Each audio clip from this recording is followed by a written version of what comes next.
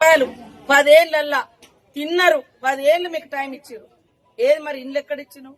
మహిళలకు వడ్డీ లేని రుణాలు ఎక్కడిచ్చినావు? మహిళల్ని ఎదుగుదల చేసినావు?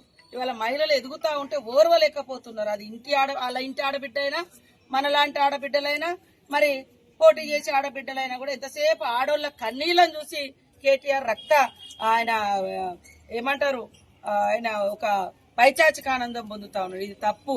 ఆడోళ్ళ కన్నీళ్లు చూస్తే మీరు బాగుపడరు. అది ఇంటి ఆడబిడ్డైనా, బయట ఆడబిడ్డైనా ఆడోళ్లకు, ఆడకూతుర్లకు మంచి చేయాలనే ఉద్దేశంతో మా సీఎం రేవంత్ రెడ్డి గారు ఒక సోదరుడు లాగా ప్రతి ఇంటి ఆడబిడ్డకు నేనున్నా అనే భరోసానిస్తూ వాళ్ళ బాధలు, కష్టాలు తీర్చుకోవడం కోసం విస్తృతంగా మహిళా సంఘాలను ఏర్పాటు చేసి నా ఇంట్లో నేను ఒక్కదానే ఉన్నా.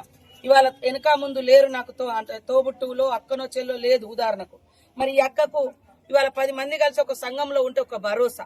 మేమందరం ఒక సంఘంలో ఉండడం మూలంగా ఒకరి కష్టాలు ఒకరు చెప్పుకుంటారు. ఏదైనా ఆపద వచ్చినా కూడా సంఘం ద్వారా 4 రూపాయలు తీసుకుంటారు. ఇవంతా మేము డెవలప్ చేస్తుంటే తట్టుకోలేకపోతున్నారు. కాబట్టి ఆటో అన్నల ఇంట్లో ఉండే ఆడకూతుర్లైనా ఆలోచించండి.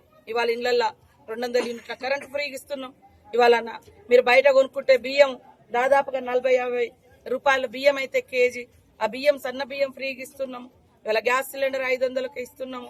ఇవాళ 5 లక్షలతోటి ఇల్లులు కట్టిస్తున్నాం. 10 ఏళ్లల్లా నియోజకవర్గానికి 1000 ఇల్లులు ఇచ్చినా 10,000 ఇల్లులు వచ్చేది ఒక్కొక్క నియోజకవర్గానికి.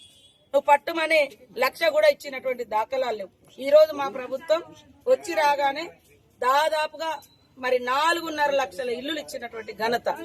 రేపు ఎలక్షన్లు అయిపోయిన తెల్లారి నుంచే ఇవాళ హైదరాబాదు నగరాలలో కూడా, హైదరాబాద్ కావచ్చు, వరంగల్ కావచ్చు, పట్టణాలలో కూడా మరి ఇల్లులు ఇచ్చే స్కీమ్ కు శ్రీకారం చుట్టడం జరిగింది. పల్లెటూర్లలో పేదలకు సంవత్సరంన్నర లోపు మరి 4.5 లక్షల ఇల్లులు ఇచ్చినాం. ఇది అంతా కూడా చూసి కడుపు మండుతుంది వాళ్ళకి, బీఆర్ఎస్ లో. ఎందుకంటే మేము ఇయ్యలేదు, మేము సంవత్సరంన్నరలో 70